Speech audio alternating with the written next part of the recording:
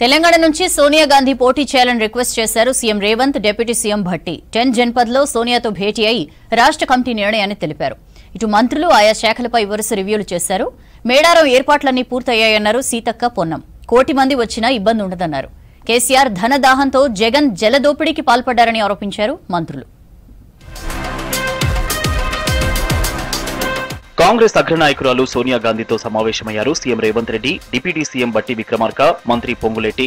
ముఖ్యమంత్రిగా బాధ్యతలు చేపట్టిన తర్వాత మొదటిసారి సోనియా నివాసానికి వెళ్లారు. ఉదయం రాహుల్ యాత్రలో పాల్గొన్న నేతలు సాయంత్రం నేరుగా సోనియా నివాసానికి వెళ్లి కలిశారు.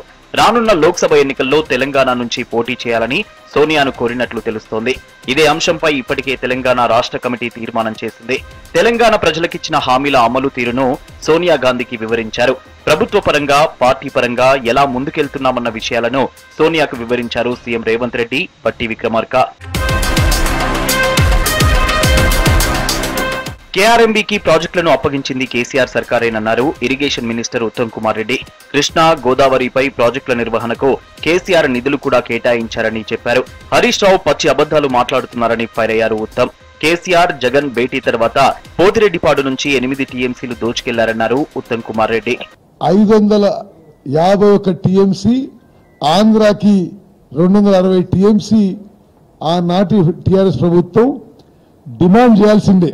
దాని బదులు ఉల్టాగా వీళ్ళు ఆంధ్రాకి 512 టీఎంసీ, తెలంగాణకి 299 టీఎంసీ ఒప్పుకొని తెలంగాణకి చాలా తీవ్ర అన్యాయం, నష్టం చేసింది టీఆర్ఎస్ పార్టీ, టీఆర్ఎస్ ప్రభుత్వం అని చెప్పి తెలంగాణ ప్రజానికి అందరూ తెలవాలి. 10 ఏళ్ల పాలనలో ప్రాజెక్టులపై దోచుకోవడంపైనే కేసీఆర్ దృష్టి పెట్టారని ఆరోపించారు మంత్రి కోమటిరెడ్డి వెంకటరెడ్డి. ఎస్ఎల్బీసీ టన్నెల్ 9 ఏళ్లుగా ఎందుకు పూర్తి చేయలేదని నిలదీశారు. రాజకీయాలంటే తెలియని వ్యక్తికి మంత్రి పదవి ఇవ్వడంతో నల్గొండ జిల్లాను సర్వనాశనం చేశారన్నారు. జగదీశ్వర్ రెడ్డి పాపాలే బీఆర్ఎస్ ఓటమికి కారణమన్నారు కోమటిరెడ్డి. కూర్చొని ఎస్ఎల్బీసీ సొరంగం పూర్తి చేస్తా అని చెప్పి సొరంగాన్ని ఒక్కసారి కూడా రివ్యూ చేయలేదు, దాని మీద అక్కడికి రాలేదు.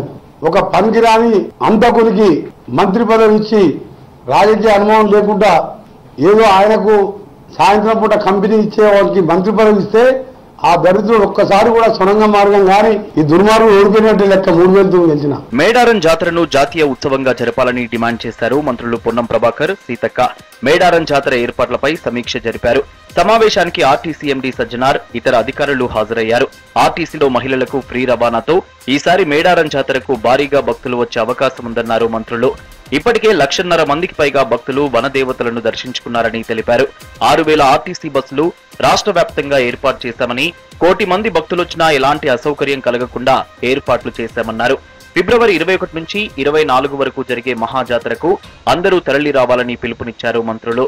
ఈసారి 6,000 బస్సులు నడుపుతున్నాం అంటే దాదాపు రెట్టింపు నడిపేటువంటి సందర్భంలో ఎక్కడ కూడా ఏదైనా బస్ ఫెయిల్ అయినా, ట్రాఫిక్ జామ్ అయినా ప్రజలకు ఇబ్బంది కలగని విధంగా ఒక 10 టీంలను ఎండీ గారి నాయకత్వం లోపల అధికారుల బృందాన్ని ఏర్పాటు చేసి అందరం కూడా భాగస్వామ్యంగా అంటే భక్తుల సౌకర్యాలకు ఎక్కడ కూడా భంగం కలగకుండా, ఎక్కడ కూడా ఇబ్బంది రాకుండా ఎట్లా వీలైతే అట్లా సక్రమంగా, నిజాయితీతో, నాణ్యతతో మరి ఎక్కడికక్కడ రివ్యూలు చేసుకునే ఫండ్స్ రిలీజ్ చేసేటువంటి అధికారం, అవకాశం కలెక్టర్ గారికి ఇవ్వడం జరిగింది. ఖమ్మం జిల్లా కేంద్రంలో కొత్తగా నిర్మిస్తున్న ప్రభుత్వ వైద్య కాలేజీని ఆకస్మికంగా తనిఖీ చేశారు వ్యవసాయ శాఖ మంత్రి తుమ్మల నాగేశ్వరరావు. వైద్య కళాశాలకు మంజూరైన నిధులను, జరుగుతున్న పనుల వివరాలను కలెక్టర్ విపి గౌతమ్ ను అడిగి తెలుసుకున్నారు మంత్రి. మెడికల్ కాలేజీకి సంబంధించిన పూర్తి వివరాలు త్వరలో కలెక్టరేట్ నుంచి నివేదిక తెప్పించుకుని పరిశీలిస్తామన్నారు మంత్రి తుమ్మల. దీని యొక్క వసతులు ఏ రకంగా ఉన్నాయి, వసతుల కల్పనకి అనుకూలంగా ఉందా లేదా, కలెక్టర్ గారిని, డిపార్ట్మెంట్ ని మళ్ళీ ఒకసారి ఎగ్జామిన్ చేయమని చెప్పి రిక్వెస్ట్ చేస్తున్నాం. రాష్ట్రంలో వాహనాల రిజిస్ట్రేషన్ కోడ్ ను టీఎస్ నుంచి టీజీగా మారుస్తూ స్టేట్ కేబినెట్ ఆమోదించడంతో అధికారులు చర్యలను వేగవంతం చేశారు. టీఎస్ నుంచి టీజీగా మారుస్తూ కేంద్ర రవాణా శాఖ మంత్రికి ఫైల్ పంపనున్నారు. అటు కేంద్రం గెజిట్ ఇచ్చేందుకు వారం సమయం పట్టనున్నట్లు సమాచారం. కేంద్రం నుంచి గెజిట్ వచ్చాక 2 రోజుల్లోనే నోటిఫికేషన్ ఇచ్చేందుకు ప్రభుత్వం సన్నద్ధమవుతోంది.